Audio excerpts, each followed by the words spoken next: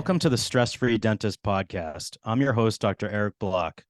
As always, I want to inspire, entertain, and educate you on the best tools and technologies out there.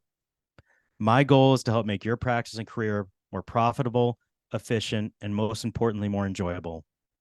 And check out all of my nonfiction and children's books on Amazon, and check out the stressfreedentist.com for any upcoming events.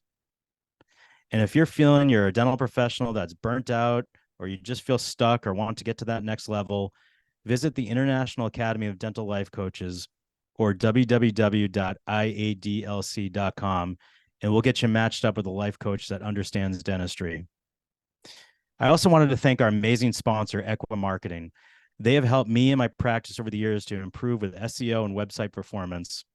And to find out how you can make your practice dominate in your area, go to www.equa.com/MSMSFD to book your complimentary meeting. Again, that's www.ekwa.com/MSMSFD. All right, everyone, welcome back to another episode, and I am joined by Tiffany Wuebben. How you doing today? Hey, how's it going, Dr. Eric? Thank you for having me. Oh, thank you for joining me. And we have a lot to get to because you are a super awesome person with a lot going on, and you're helping a lot of hygienists and dentists, and you've written a book here that we'll get into. And I first just want to find out your journey into dentistry. How did you first get involved in dentistry? Well, it was my family dentist that I went to for my cleanings, and she was like, Tiffany, what are you going to do with your life? And I'm like, I don't know. I'm going to raise my baby and be a waitress. I mean, that was like the gist of it. I was so young and I had no clue. And I loved hospitality. I love taking care of people. And she said, hey, after I take care of you, I want you to get in that chair over there and assist me with a procedure. Would you like to do that? Are you interested? And I said, sure.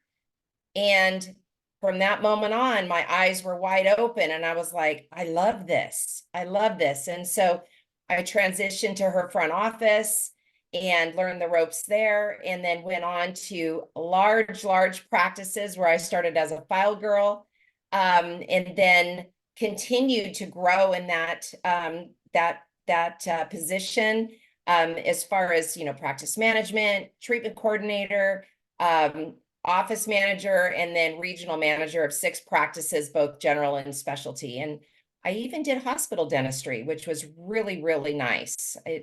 That warmed my heart. But yeah, and then from there it was okay. I went through a life change. I became single. I had 2 small children, and it was like I either leave the profession completely, be a hygienist, or become a dentist. And, the whole motivation was I've got to work. I've got to provide for my kids, and as a single parent. And you know what? It was the best decision I ever made, becoming a hygienist, the absolute best. Now, so it sounds like you had almost like every role in the dental office. How many years was it until you applied and got into and finished hygiene school? Well, let's see. So I think it was about, so 1997, 96. So 96, and I was starting out in dentistry, 95, and then actually graduated hygiene school in 2005. So what is that, 10 years? So in that probably 8-year span, I did all those roles, except I've never been a dental assistant. Oh my gosh, dental assistants are amazing, but I've never been a dental assistant. So when I was in hygiene school, I became very best friends with the best dental assistant, and she helped me during all of those parts of the education, like taking impressions and all of that. I'm like, I don't know how to do that. I know how to get up and talk about financial arrangements and presenting treatment plans and building teams and building practices. That was my whole thing. So she leaned on me during those parts, and then I leaned on her during the other technical parts, like the impressions and making temporaries and things. So, Yeah, it's amazing how, how much assistants do and how much oh, change we've gone through. We don't even do traditional impressions anymore in my office, and we don't make temporaries anymore because, we've gone fully digital and same day milling. So yes. there's just always training and innovations. And now, what inspired you to become a dental hygiene consultant? So I fell into that. I did things a little different. I ended up working for a great dentist. I mean, well, I worked for many great dentists, especially the one that I worked for before I went to hygiene school. He was really, really supportive. He even paid my down payment for hygiene school. And he said, don't ever tell anybody that, but now I do because it's been so long and I like to share it because there's a lot of great doctors out there. And so it was my dentist, Dr. Brown, that I was writing systems for him, and he allowed me to kind of wear that hat in helping make sure that the hygiene department was operating at full capacity, high performance and very efficient, and reducing stress for providers. I just kept writing these systems. And then one day it was like, you know what, you should write a book. And then, of course, my then boyfriend, who now is my husband, John, was like, yeah, you should write a book because you've been writing for years. And so I went ahead and I wrote the book.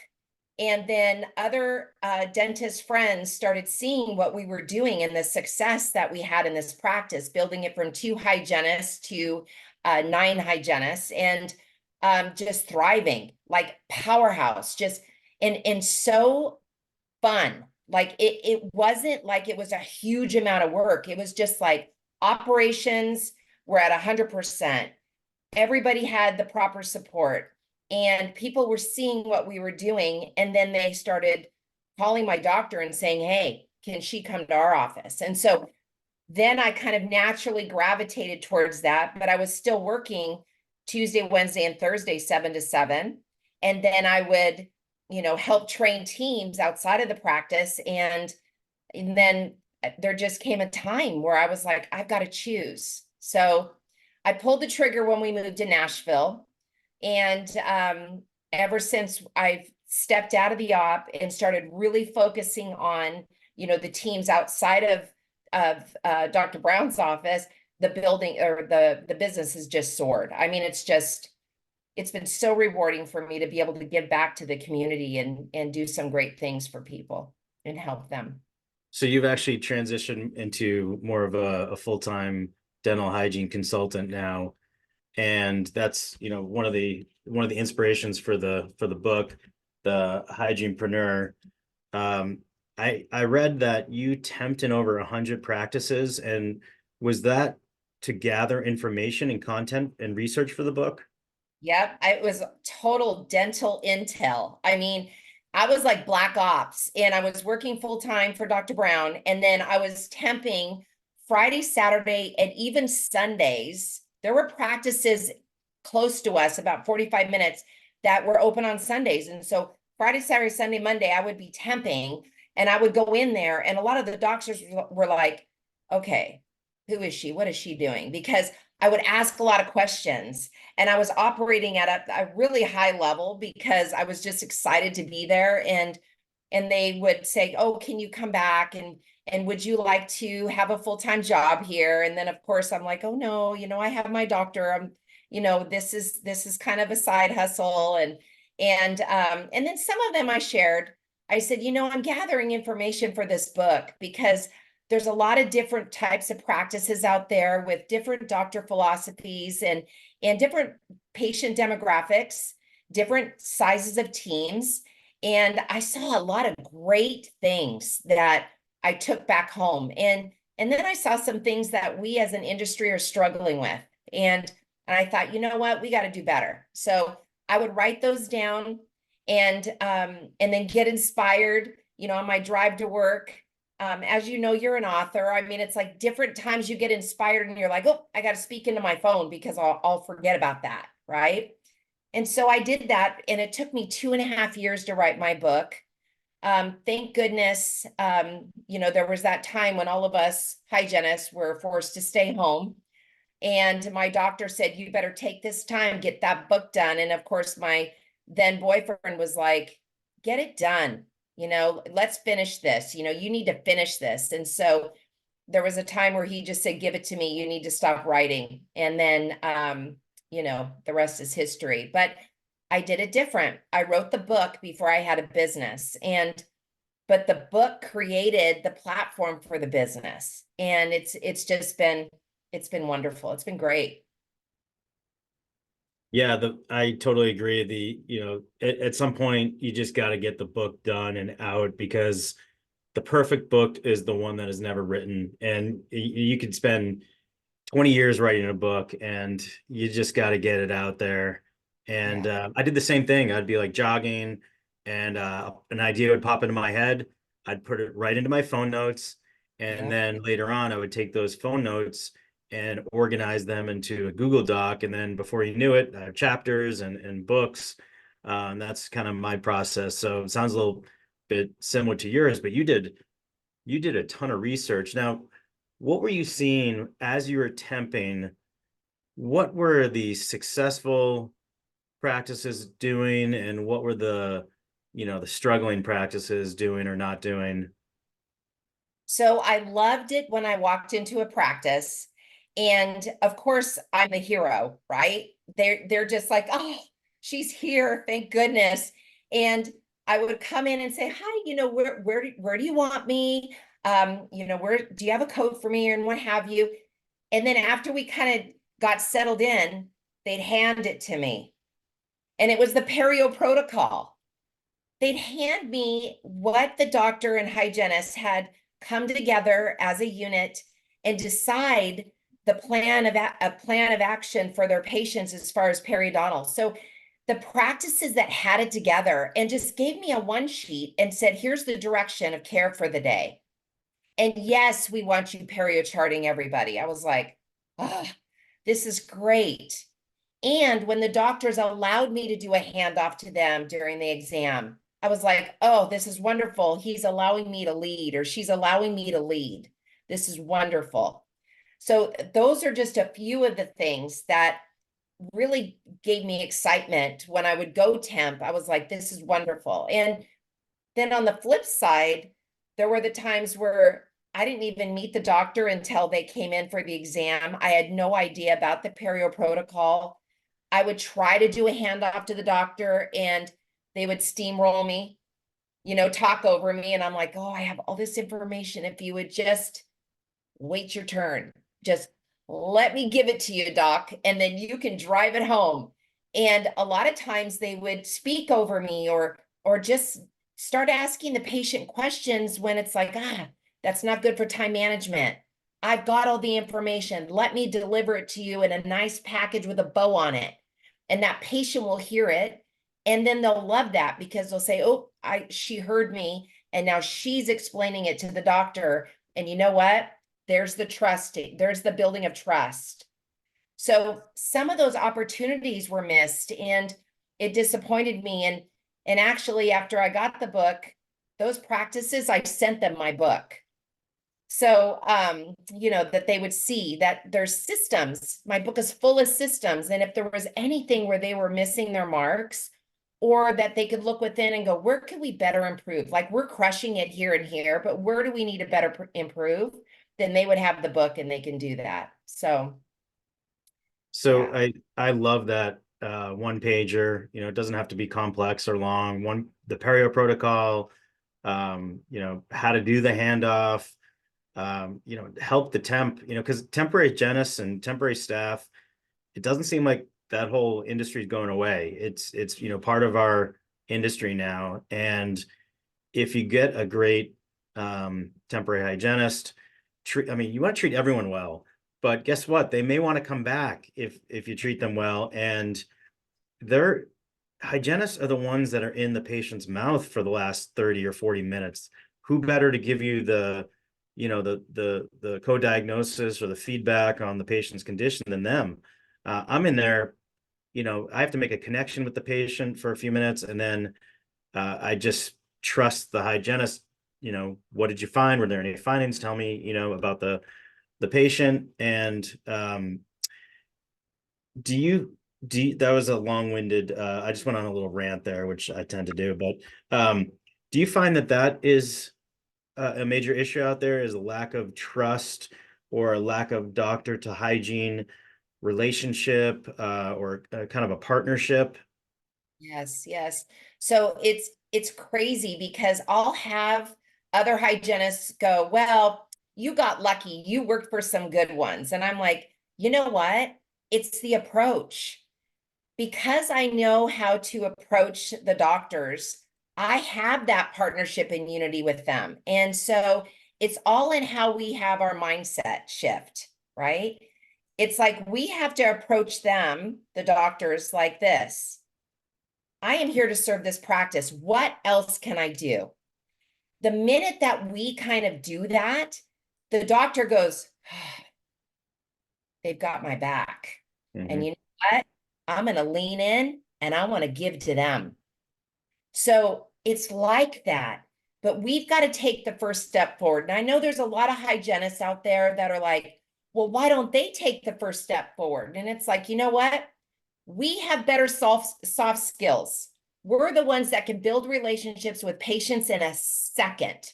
We're the ones that we can build that trust because that's a soft skill that we have as hygienists. That's a gift.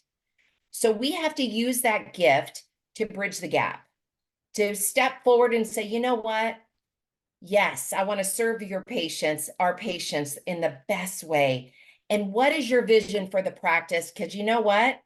I want to own that. And I want to really lift the practice up. I mean, that's why the cover of my book is lifting a dental practice up in the air. It's the hygiene superstar provider, lifting up the practice with all the patients, and doctors are in there too. And through the power of hygiene, we're driving practices to success. So if we have that approach, like, hey, we've got the power, let's have a conversation and let's do it together. And you know what? The hygienist ends up winning big time. Like I say that all the time. Like I have such a love for dentistry because it really saved my life. I mean, being a single parent with two children, and I worked hard, and I made sure that the practice vision and goals were met. And then I ended up winning like 100%. The financial gain that I had because I lifted my practice up was like off the charts. So There's it's there's you just, lifting there's you lifting the practice up. yeah. Yeah, and Um, I remember the day that I came up with that idea. I ran down the hall because we expanded, and it was a long, what was it, 5 hygiene operatories, and then the doctor side over there. So I ran down, had my ugly coat on, ran down there.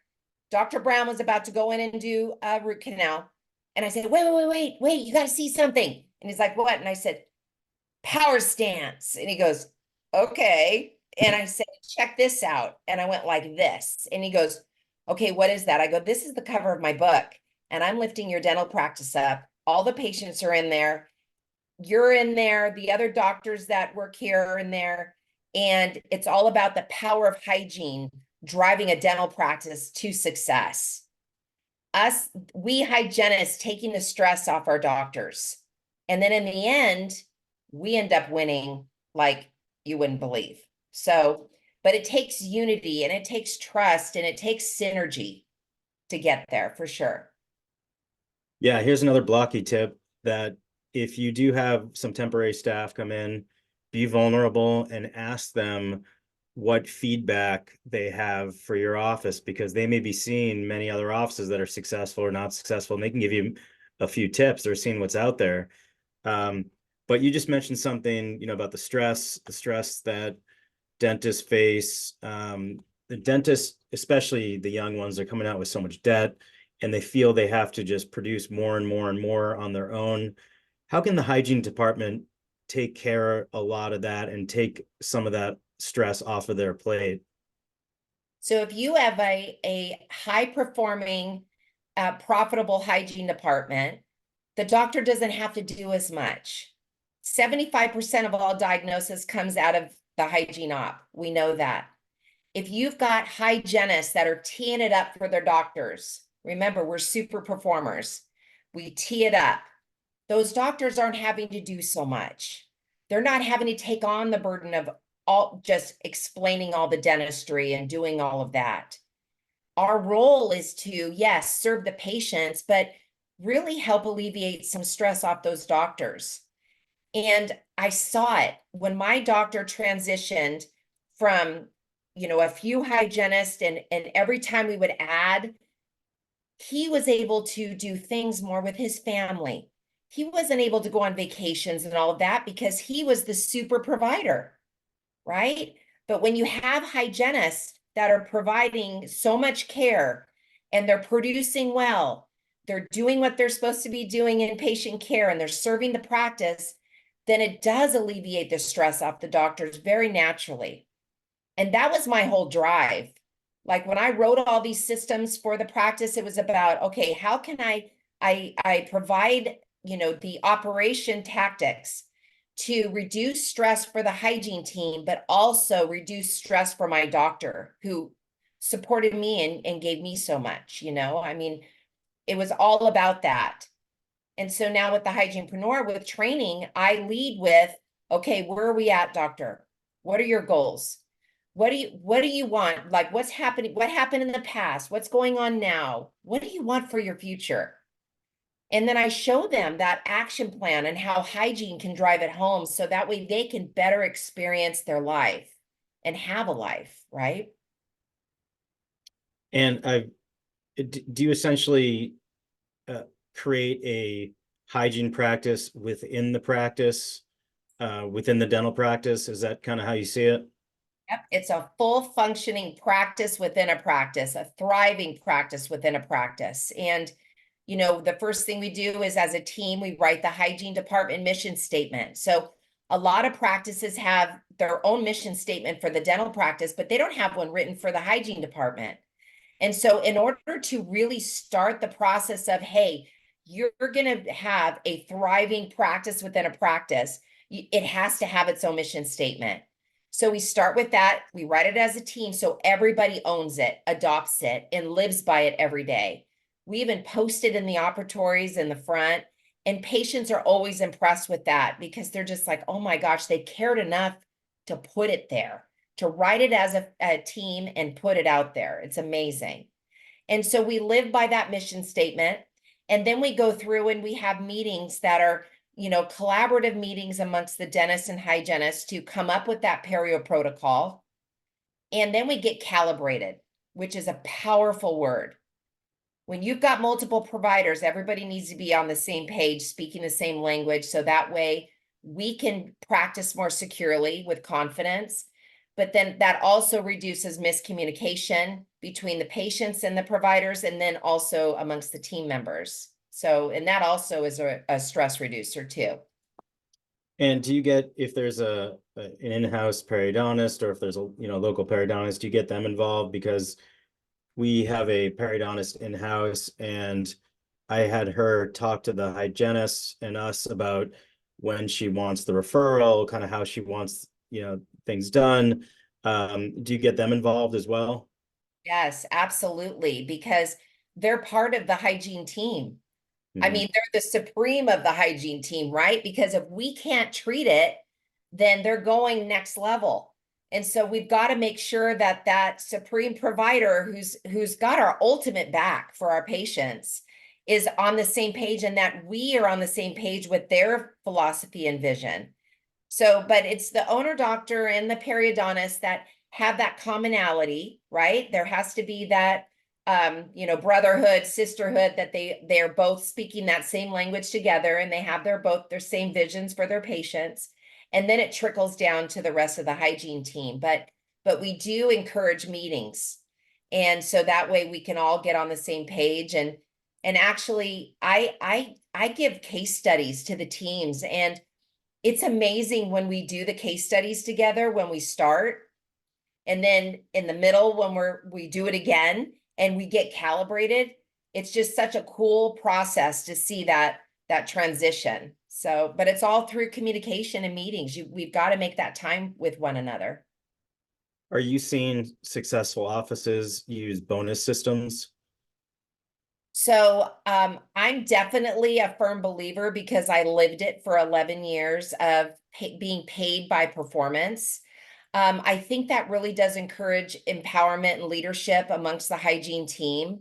And, I have a lot of hygiene friends that are just resistant to that. And I let them know, I'm like, you've got to trust this process, because if you go into this, like, of course, it's all about patient care. We provide ethical care for our patients, right?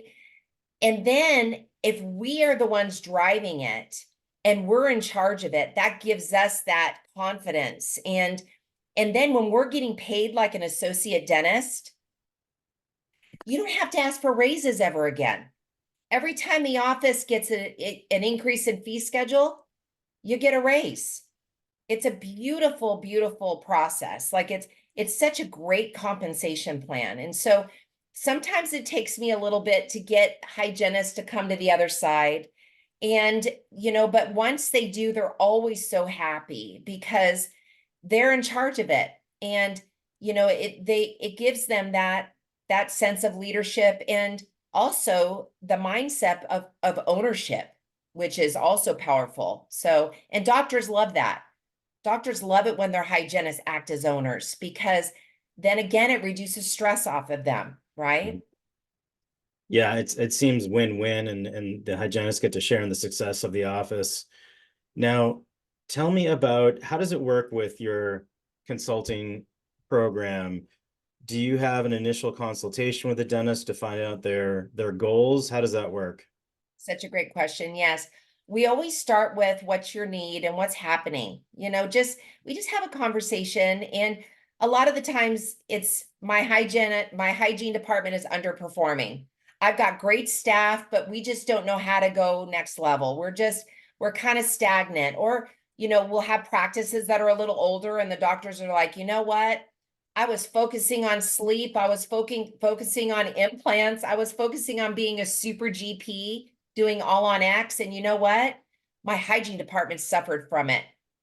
And I felt like I could just carry the hygiene department, even though it was a loss. And it's like, no, you can have the best of both worlds. And so, yes, we have that conversation initially, find out what the pain points are, what the silent stressors are in with all the providers.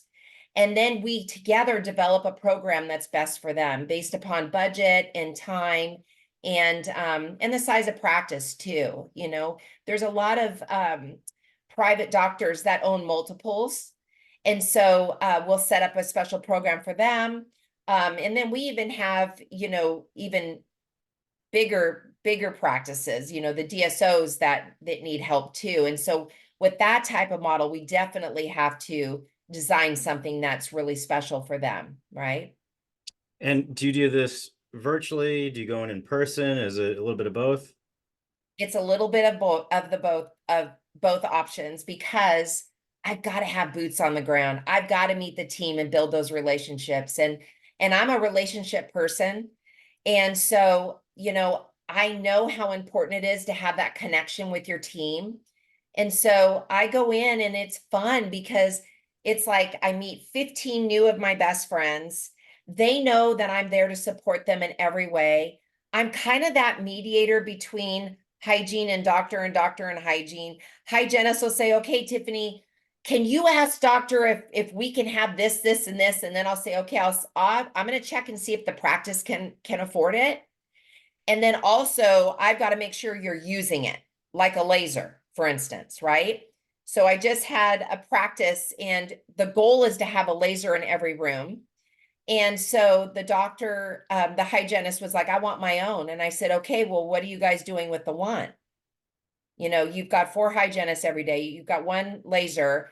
How are you doing that? Well, I hardly use it. And I'm like, okay, if you want me to go to bat for you, then we've got to make sure we're using it. So, okay, we're going to order a second one, but guess what? I'm going to track the numbers on that and let doctor know when it's paid for.